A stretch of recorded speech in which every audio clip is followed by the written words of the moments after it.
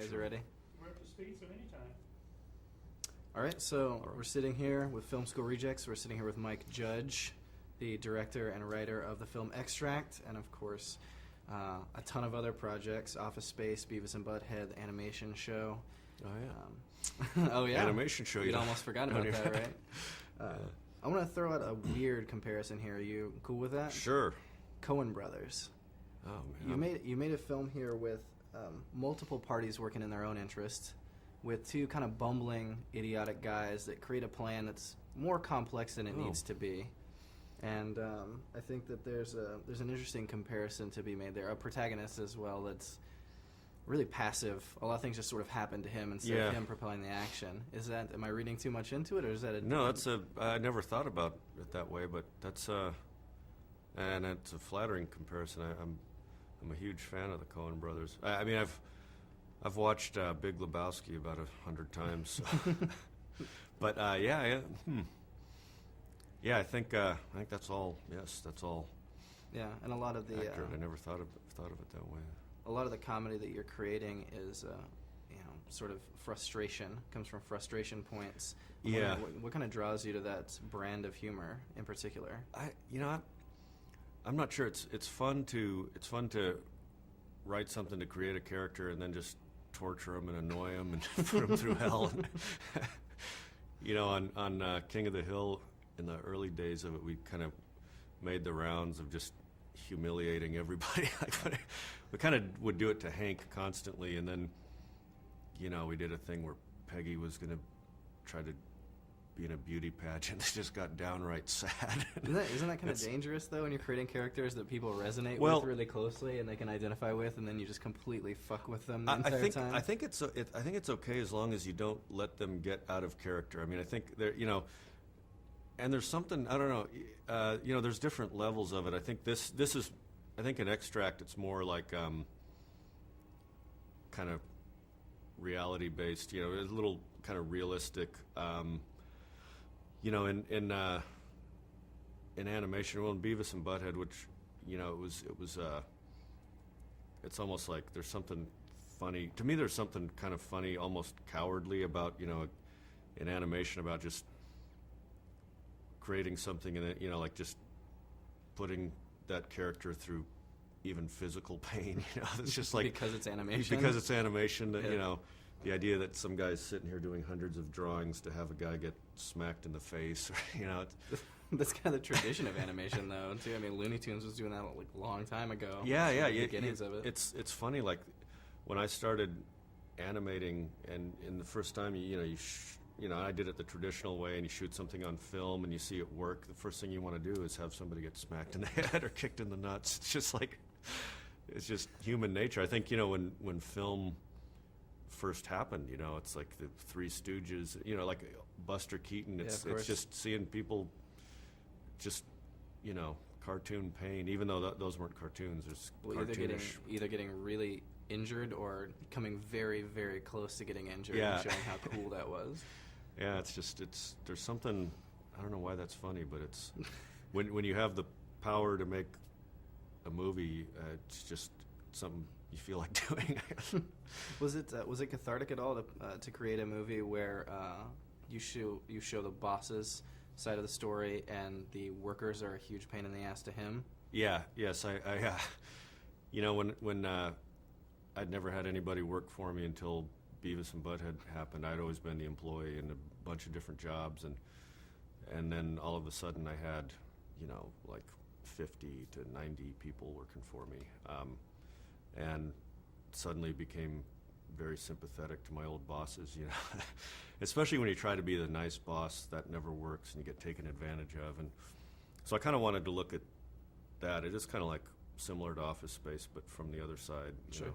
And that was fun. I mean, I remember on Beavis and Butthead when there was it was going to be this album cover of the first album that we did, and I did the line art, and I was going to have one of the guys in the paint department just paint it's just a cell basically, so you just paint the back, you fill in the lines. And I thought, well, they've got this budget at Geffen Records, I'm going to pay this guy, a little perk. I got him like $800 to do this. I don't know, it took took him like a half hour or something like that. And Not too bad. Thought I was being real nice, and I hear him in there just going like, man, this is bullshit, man. These guys are going to make millions. They're only paying me $800.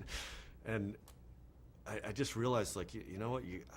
It's like, okay, next time you're going to get $7 an hour, or I'll get someone else. And, you kind of, you become, so I kind of, I thought it would be fun to do something, the comedy of like seeing these people, you try to be nice and they become spoiled, and just that dynamic. I think is kind of funny. You've said in interviews before that the people who didn't think Office Space would work are now asking to do an Office Space 2, and I'm wondering if that is something that's fulfilling for you, or something that's just frustrating to kind of look at that constant uphill battle. Actually, it's pretty sweet. I mean, it's pretty fulfilling because I mean, it was, and I like the people at Fox again. I mean, it's a tough job, being an executive. It pays well, but they, I think you're when you make a movie, you've chosen the most expensive art form, and you're spending people's money. And on Office Space, I think they'd look at the dailies, and it's just a guy going, yeah. Where is the punchline? What are you doing? And it was just like, and I had to fight really hard to get that movie the way I wanted. The music, the cast, and to fight that hard for something and then have it come out and not do well, and have all these people going, well, see, you should have done what we told you.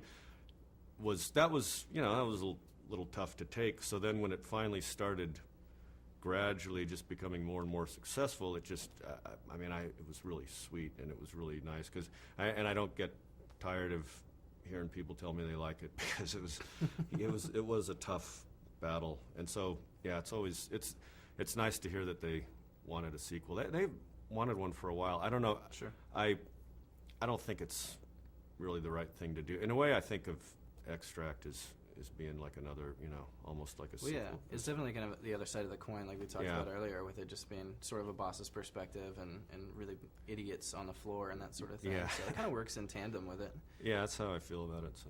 Yeah, I kind of agree with you that Office Space, like a sequel, would sort of be a pretty serious mistake.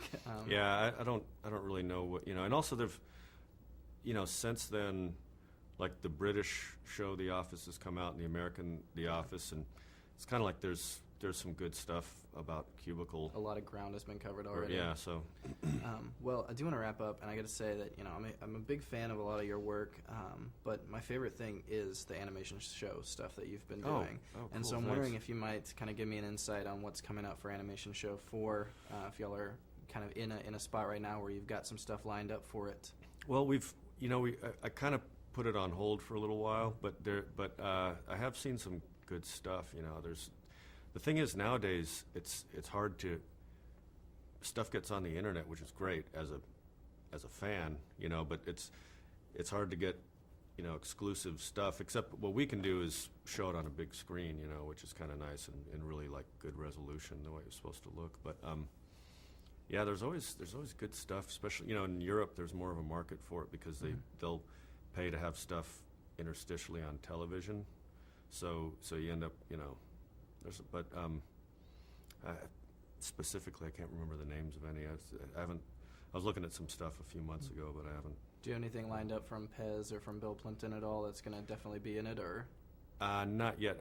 Don Hertzfeld though has, he's got a new one of his own. I forget what it's called, but and I think Plimpton is working on one, but I don't know anything specific.